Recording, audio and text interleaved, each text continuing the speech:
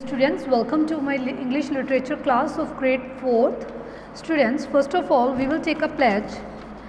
I commit to be vigilant and bear in mind at all times the risk to myself and my colleagues from COVID-19. I promise to take all necessary precautions that prevent the spread of this deadly virus.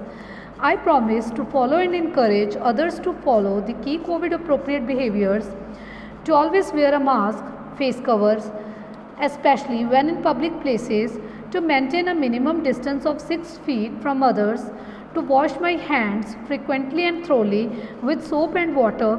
Together we will win this fight against COVID-19. So students, let's start with the chapter. Come to the page number 62, chapter number 6, how the rainbow was made. Students, rainbow क्या होता है?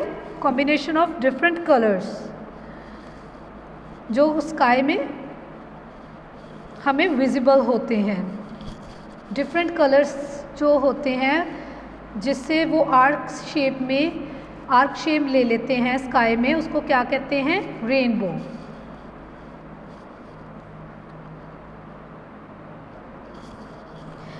One day when the earth was new, Nanobozo looked out from the window of his house beside the wide waterfall and realized that all the flowers in his meadow were exactly the same of white color. तो एक बार क्या हुआ अर्थ पे, जब अर्थ पे क्या हुआ, नैनोबोजो था वो देख रहा था अपने घर के विंडो के पास, देख रहा था कि बहुत बड़ा सारा वाटरफॉल है और वो रियलाइज़ कर रहा था कि जो उसमें फ्लावर्स हैं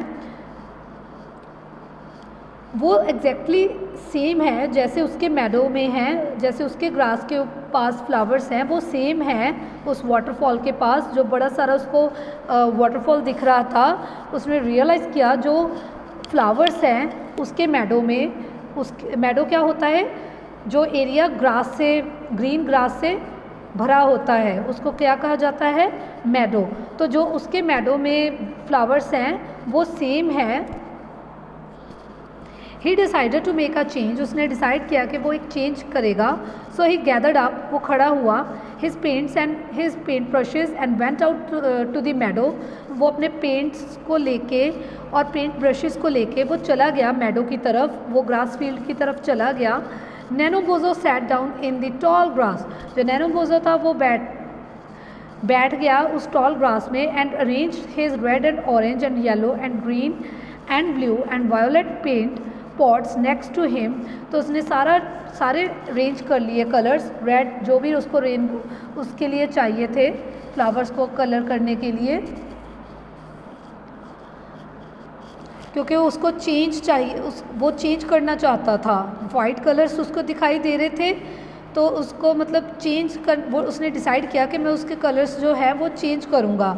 तो उसने सारे कलर्स को अरेंज कर लिया, रेड कलर को भी, orange, yellow, green, blue, violet, उसने सारे जो मेन कलर्स थे उनको उसने अरेंज कर लिया.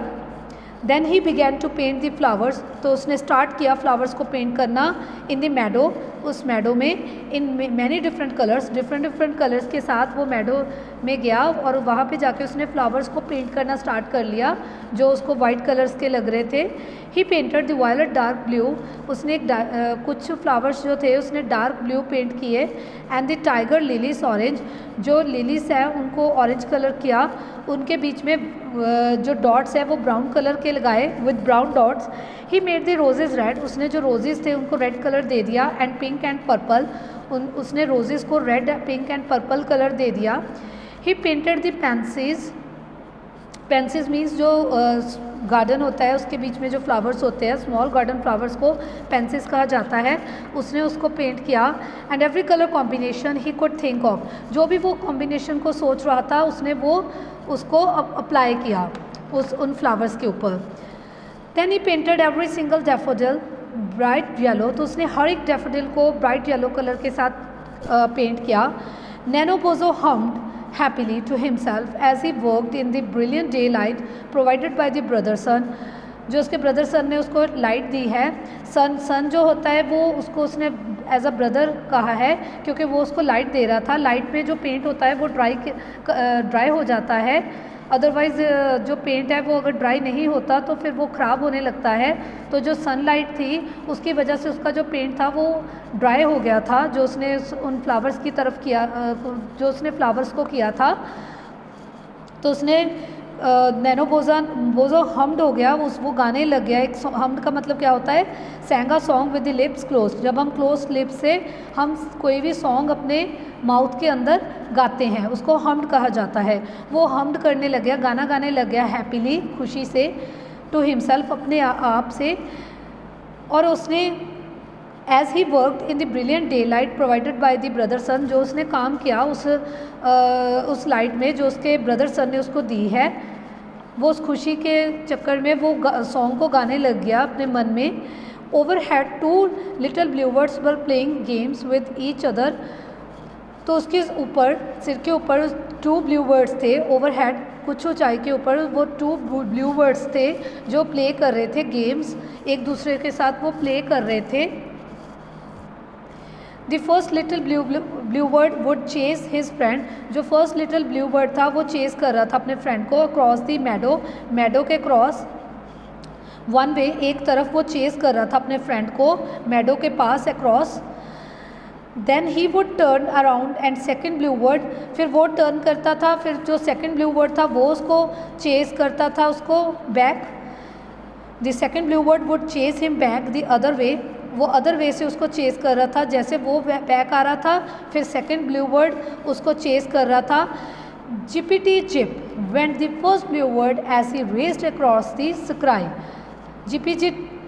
जिपिटी जिप जो था वो फर्स्ट ब्लू बर्ड था जिसने रेस किया, जिसने रेस लगाई स्काई की तरफ। Zippity zing went the second blue bird as he chased him in the brilliant sunshine.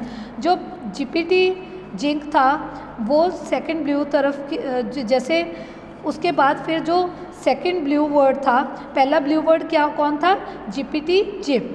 Second blue bird कौन था, जिपिटी जिंग।